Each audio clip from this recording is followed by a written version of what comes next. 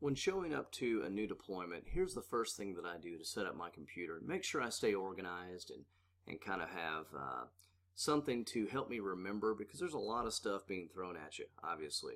So here's what I do to, like I said, get organized and kind of get a jump on things. First of all, what I do is I open up a sticky note if you're on a PC, and I create my common note templates that I see that are acceptable, such as attempted contact, called and left insured a voicemail in reference to setting up an inspection time. We'll continue to follow up. Now, instead of typing that every time, now I can just go over here and do Control C and paste that into my file note, and I'm saving time. Okay.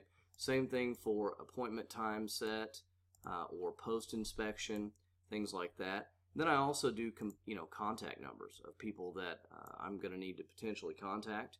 Manager, supervisor, trainer, that kind of stuff. Policy language, if there's some common endorsements that this carrier does allow coverage for, or also possibly excludes coverage for, maybe the terminology from the policy, the actual verbatim information or terminology verbiage from that particular policy might be helpful to have, so you can put that in your final report to justify why you're not putting it in the estimate. Any odd estimating guidelines, like no labor minimum line items allowed. Sometimes there's carriers that don't allow any labor minimums. Or O&P is based on complexity, and they exclude the roof. So those are things that, those are going to change from carrier to carrier. Also, if you want to put your fee schedule, it's a good place to put it here. So when you're submitting files, you can go, okay, now I need to submit my bill for this amount of money. So that kind of is a great way to keep yourself organized. And if your computer shuts down, 99% of the time, this particular sticky note does not get lost. For whatever reason, it does a fantastic job of auto-saving, so very, very helpful. Second thing I do is I create a company file. So if I'm working for ABC Company, then I create a ABC Company claim file, and this is where I'm going to keep all of my claim files for this particular storm. So for the first claim that I work on is named Jones, and the last 4 digits of the claim number are 1234.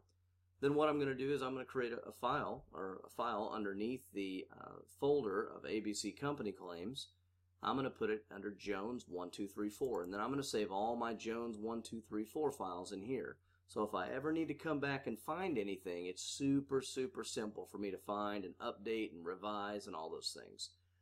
There's not a million different files in this one, just individual, PDFs of estimates or photos or narrative reports or Word documents. I mean, it could get really, really disorganized, or even worse, you've seen this, and I'm sure you've possibly been involved with this, saving a whole bunch of files to your desktop. Okay, so that will get you really disorganized and, not help set yourself up for success. So these are the 2 things that I do. As soon as I get to a new deployment, I set these 2 things up, and it really helps me get a jump on things.